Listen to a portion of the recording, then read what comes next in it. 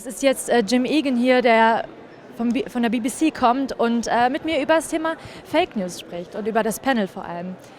Welcome. Hi, nice to see you. Nice to see you. So you've been on the panel, and Yep. so what do you think about the debate?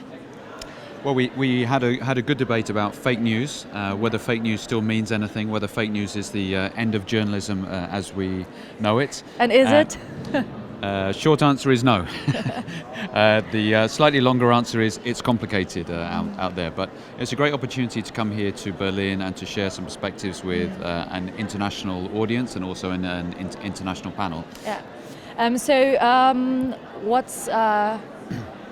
Which challenges does the fake news debate have for the journalism?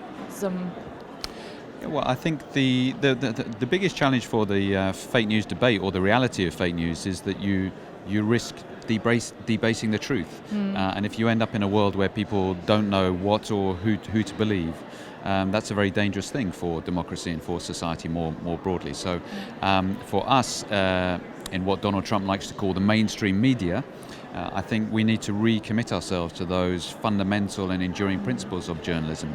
Notions like accuracy, independence, balance, and so on seem a bit old-fashioned, but to me, I think they're just as important today as they always were. Yeah. But how can we make sure that the users see this, that it's not fake and that it's not, that it's good, good researched journalistic? I think part of that is part of the answer to that is transparency. So we work hard at the BBC to be as open as possible with people. So we sometimes even live stream our daily editorial meetings so that people can see the way the debate happens about what we believe are the important stories of the day and running order and so on.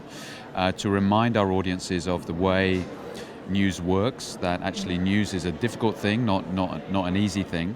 And then through exercises such as the BBC Reality Check, where we are taking claims and allegations made by politicians and saying whether on the basis of fact they were right or wrong, that helps to engage the audience.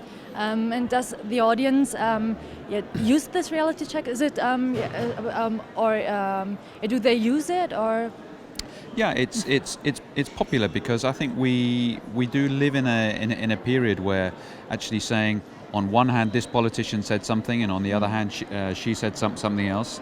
I think people don't necessarily find that quite so helpful anymore. People want to be treated like they're intelligent, but from time to time they want to know what they really should believe, and things like reality check are helpful in that regard. Okay, so there's another big topic that when it comes to fake news, there's also the debate on social bots, for example. So what is this, in which ways this challenging our newsrooms?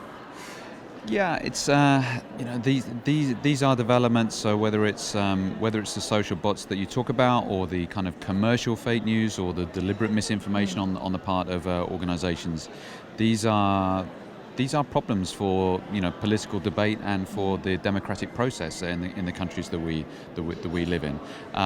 Does it directly affect the way that we do things? No, but it's a reminder that we do need to compete for audiences' attention, and it's no longer good enough just doing the news in a kind of dry, abstract way. If you can't engage the audience and make news interesting as well as reliable, then you have a problem. And what has to happen in the future to make sure that our users or the audience is